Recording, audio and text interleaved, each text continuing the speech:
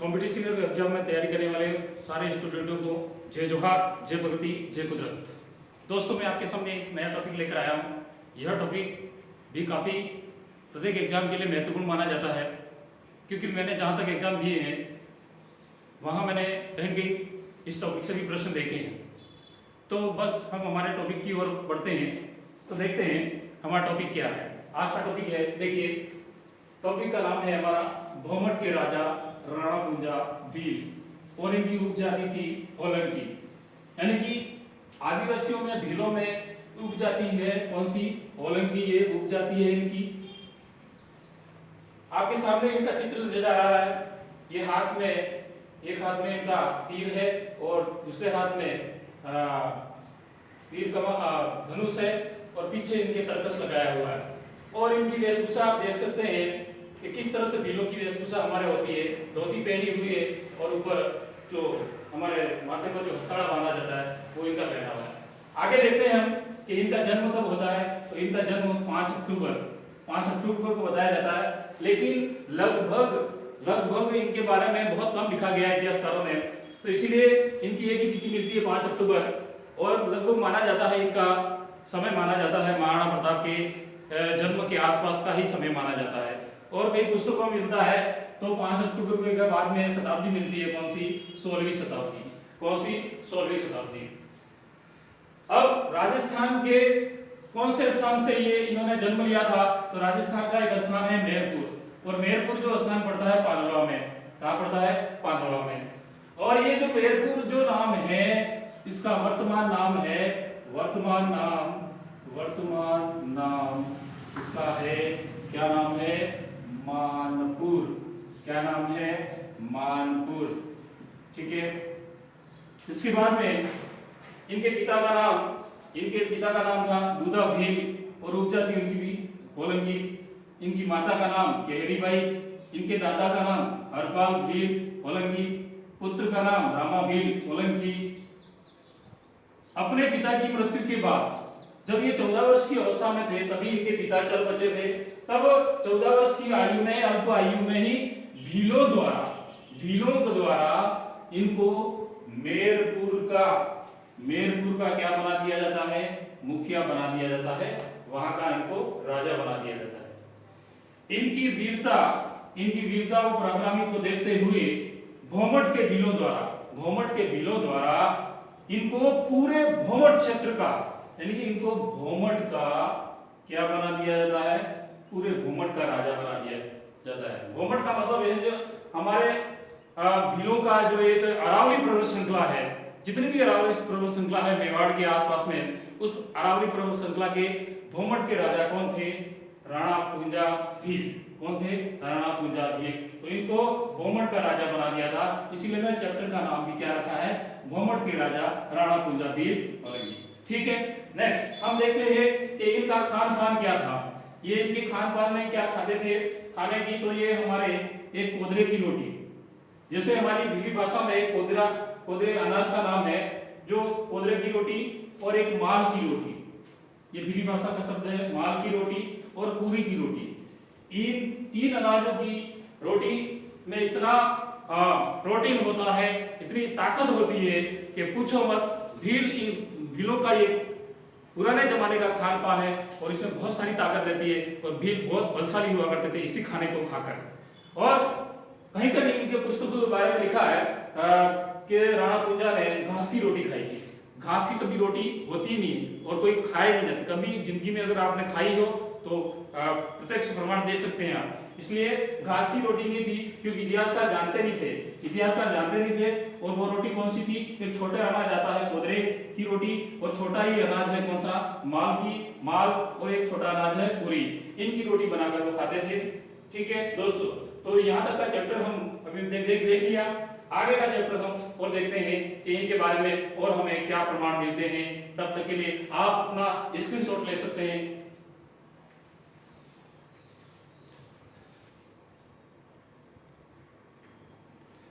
आगे देखते हैं दोस्तों, आगे की क्या प्रक्रिया है। तो हल्दीघाटी युद्ध में राणा कुंजा भील का क्या योगदान रहा था? इससे पहले हल्दीघाटी के युद्ध से पहले क्या घटना घटी थी? तो हल्दीघाटी के युद्ध से पहले क्या होता है कि महाराणा प्रताप के दोनों भाई इधर शक्ति सिंह और जगमाल दोनों नाराज होकर कहाँ चले गए थे? दिल्ली में। किसके पास में? अकबर के पास में। ये अकेले पड़ गए थे, तब इनके पास में सेना बहुत कम थी और इनके भाई भी इनके साथ में नहीं थे। तब हमारे भोमट के राजा और राणा कुंजा भील के पास में ये आ पहुंचे और इन्होंने कहा, क्या राणा कुंजा भील तुम मेरा साथ देगा या दिल्ली के शासक अकबर का साथ देगा?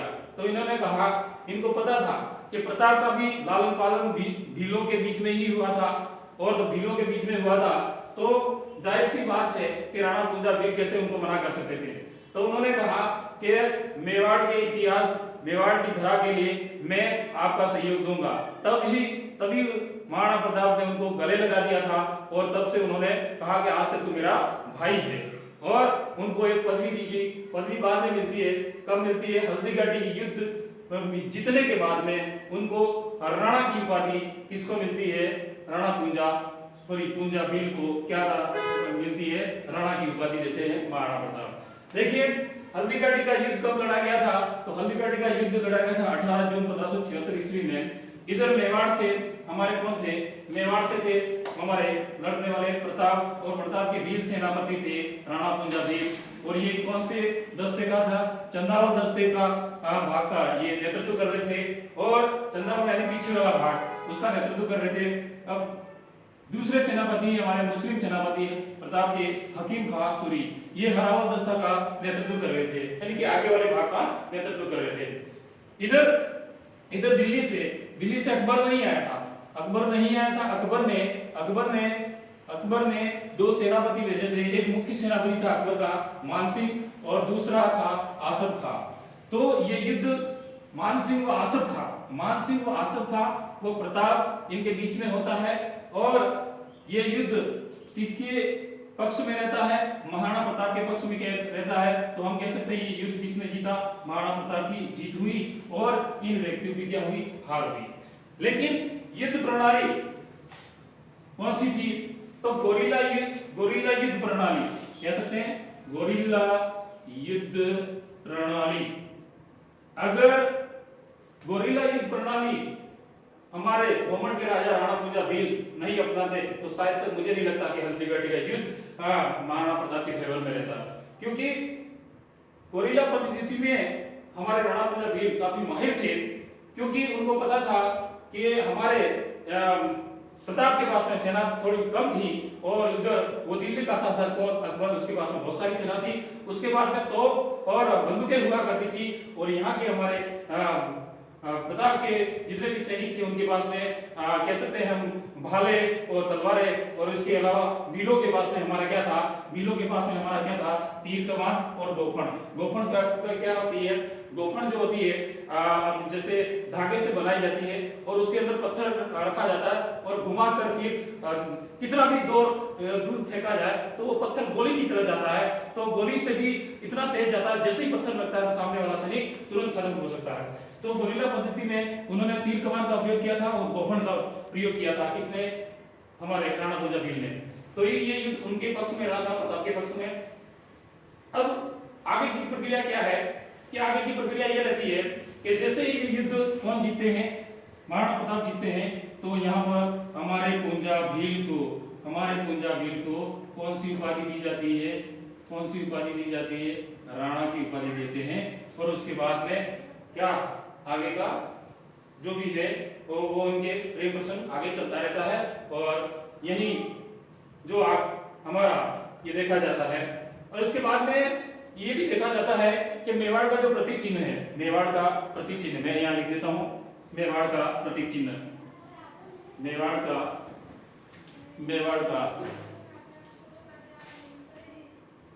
का प्रतीक चिन्ह, मेवाड़ का जो प्रतीक चिन्ह है वहां पर क्या है कि महाराणा प्रताप ने ये युद्ध जीता था, और किसके खातिर जीता था? राणा कुंजा भील के खातिर जीता था। इसलिए प्रतीक चिन्ह में एक तरफ भील योद्धा, कौन? एक तरफ भील योद्धा, कौन? राणा कुंजा भील, एक तरफ राणा कुंजा भील का चित्र है और दूसरी तरफ राणा प्रताप का क्या है, चित्र अंकित है, या फिर कह सकते हैं चिन्ह अंकित है। तो ये प्रतीक चिन्ह भी हमें ये राणा कुंजा को और भीलों को ऐसे प्रतीक चिन्ह नहीं मिला है। इन्होंने ये प्रतीक चिन्ह राणा प्रताप ने प्रतीक चिन्ह में इनको स्थान दिया था। इस युद्ध में इन्होंने जीत हासिल की थी।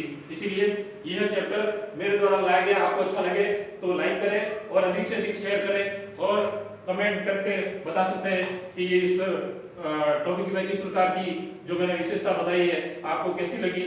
जय जोहार, जय प्रगति, जय गुजरात और जय भील प्रदेश।